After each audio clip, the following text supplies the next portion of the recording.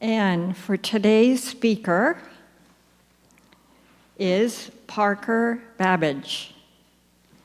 Parker was born in Boston, and after finishing high school, he moved to Los Angeles to attend music school. Parker spent 35 years as a professional musician playing drums, which he's played here many times too. During this time, whenever he could find the time, he went sailing on friends' boats. In the early 70s, and after spending lots of time on the road and changing atmosphere in the music business, he began to think about sailing more and the possibilities of building his own sailboat.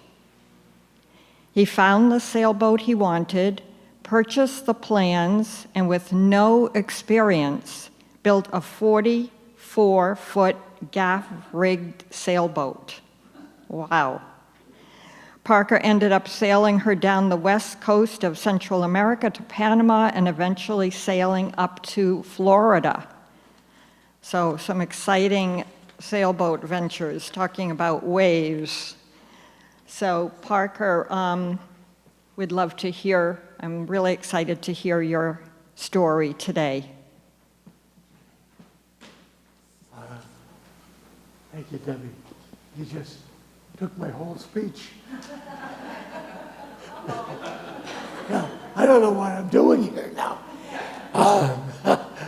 Okay. As some of you know, I have vocal cord problems, so my voice kind of disappears occasionally. So just hang in there. As I said, I'm Parker Babbidge. I'm 89 years old. And funny, today is the oldest I've ever been. My home life growing up was filled with music. My grandfather was an accomplished musician. My mother played piano, and occasionally in movie theaters during the silent movie era.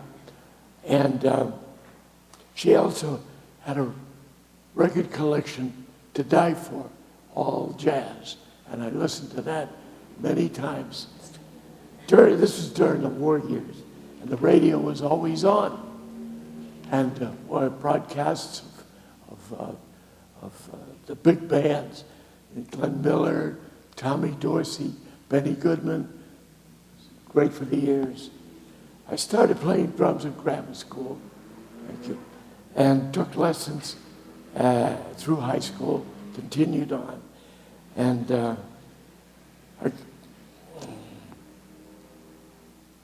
I guess my mom got me more interested in it when she took me to different jazz venues in Boston. I knew then, I think, what I was going to do. I was 15 years old. That was my passion. Moved to Los Angeles, studied music. I spent 30 years as a professional musician. So, why am I here to talk about waves, okay? When we hear the word waves, the first thing that comes to mind in most of us is the ocean, okay? Hilaire Belloc, a French poet, wrote, "The sea, it is a beckoning outside mankind." A beckoning outside mankind. With the sea come the waves, from little ripples to mountainous walls of water. In the early 70s, I was living in San Pedro, California. It was part of the Los Angeles harbor area, the port of Los Angeles. I occasionally met with some friends for breakfast there. An eclectic bunch of boaters, movie buffs, writers, and listening to the stories etched into my brain here. As time went on, the music business was changing, and not to my liking, and not to my liking at all. What to do next? Well, for quite some time, and for unseen reasons, I had been reading about the sea and the men of the sea, like actor Sterling Hayden and his biography, The Wanderer. His autobiography, The Wanderer, got me thinking. Also, there was Joseph Conrad's novels of the sea. Throughout my thoughts of my ancestors were from Salem, and they were all mariners back in the 17 and 1800s. Keep in mind what I said a moment ago. The sea is a beckoning beyond mankind. My mind went nuts. I certainly couldn't afford to buy the classic sailboat I dreamed of. And what if maybe I could build one? Although I sailed a lot, I knew nothing about building boats. So I began reading books, researching, hanging out in boatyards during the day that had a lot of boat building activity going on. I purchased plans for this 38-foot on-deck gaffer ketch, and from the famous 1890s Norwegian boat designer, Colin Archer. I set up the area in my backyard and commenced to build this boat. I was still playing and going on the road, and for a short period of time, I had to pay for this somehow. I completed the hull and moved the boat to a boatyard in Marina down the street from my home. In 1983, I reached completion and was ready for the big day, the launching of the Eleanor B. I named her for my mom, who passed away in 1979. I sold my home and moved aboard. It was certainly a life-changing moment, and one I could live with to this day. Now, I know, Gail, I'd be lonely there without you. Okay? We talk about this sometimes. A lot. I've been telling you about Sterling Hayden. I've lost count of how many times I've read his book, The Wanderer.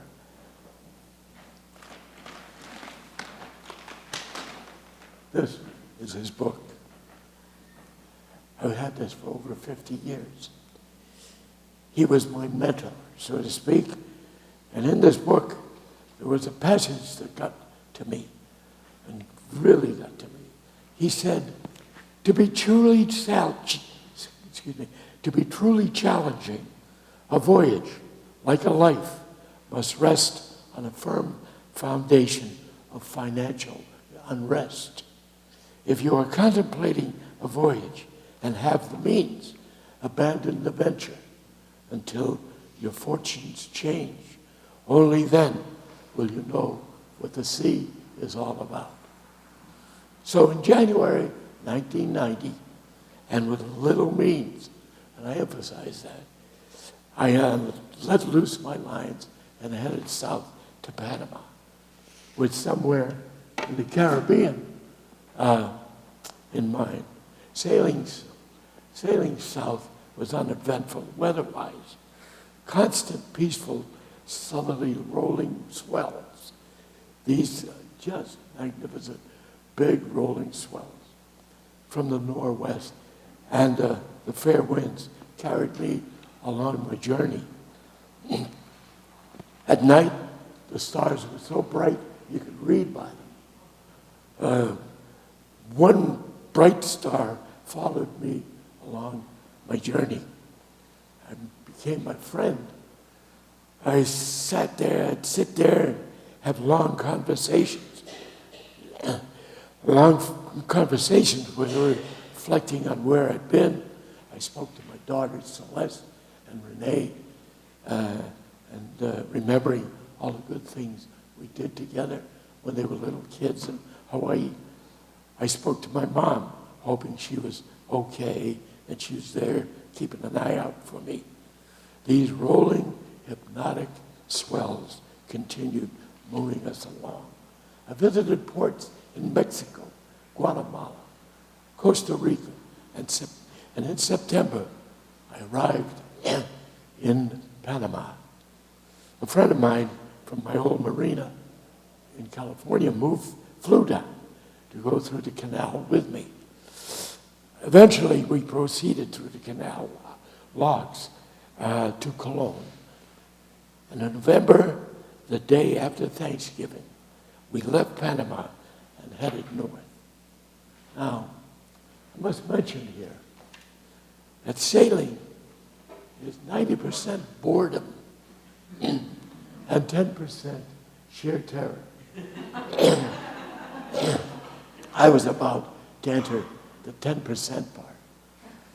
3 days north of Panama, in the late afternoon, the sky turned a strange pinkish color. It felt like something had sucked away the wind. I didn't like that feeling. It was like the calm before the storm.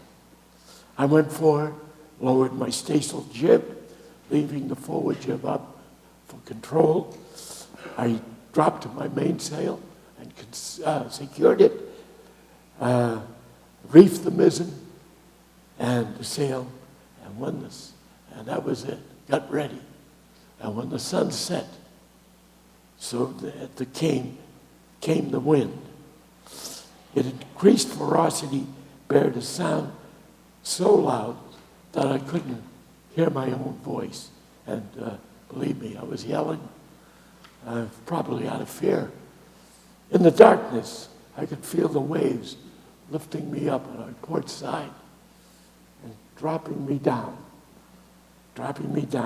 until then, and then it brought me back up again until the next one hit.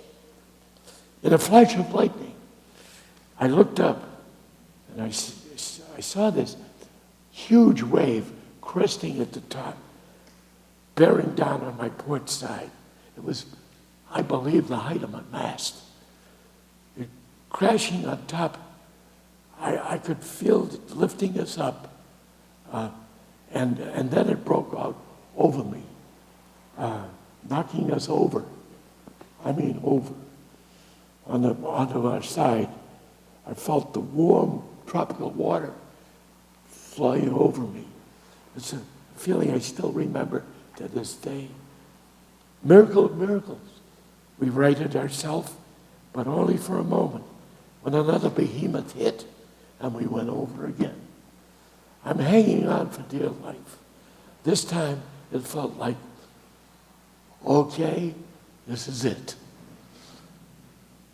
Not ready for you yet, old King Neptune hollered. So finally, the wind died, the seas calmed, and the sun rose. I went about checking for damage. The forward jib was ripped right down the center, but was repairable. My reefed mizzen was okay, and then I saw my flag. Now, every vessel flies a flag of the country of their origin. I had mine connected to my mizzen topping rest. Here's what was left of my flag from that storm. Yeah, that's it. Yeah. So I'll show you this later, Joni. That was it. I saved that. Now, this is. I had an idea where I was, and I knew there were two small islands north of Panama, Isla Providencia and Isla San Andres, British owned, now governed by Colombia. I wanted to go to Providencia because I had heard so many stories from other sailors that had been there. Well, the storm blew me a little east of everything, my original course. So I got my chart out. I got the latitude and longitude of the island. I set it into my sat-nav and sailed west. In early evening, Providence Island, Providencia, magically appeared on the horizon. I tied up to the quay in their little harbor and was given permission to stay for a short time to effect repairs. That short time happily turned into 3 months. Of all the ports I visited along my way, none could compare with this beautiful little island. Friendly English-speaking people, some with ancestries dating back to the 17th century pirate Henry Morgan, whose fort is still on this island. It is the largest reef in the Western Hemisphere. I fell in love. I was living in paradise. After 3 months, though, I had outstayed my temporary visa, and the authorities gently invited me to leave. We all had one last beer together, shook hands, hugs, and I was off to Florida. I arrived at Fort Lauderdale, found a marina to tie up in. My friend flew back to California. Fort Lauderdale, needless to say, can't be repeated here, my thoughts on it. I just couldn't stay there. I was tired, I was getting older. It was time for me to make a decision, another transition in my life, so to speak. Sadly, I sold my boat. I came to Boston, where my life began. And while sailing the Eleanor B, I learned to appreciate even more the passions for life, the passions that lie in all of us. Excuse me. To discover, to learn. For me, it was to write. I would like to do more of this while the time I have left before I arrive in Fiddler's Green. Now, I'm not saying you have to build a boat and sail halfway around the world to discover your passions. They're all there. They're right in front of you. You know, who knows what you might find. You just need the courage to leave sight of shore. As for me, I've taken ship. I've made the voyage. I've come home to port, disembark. Aloha, Eleanor B. All is well. Thank you.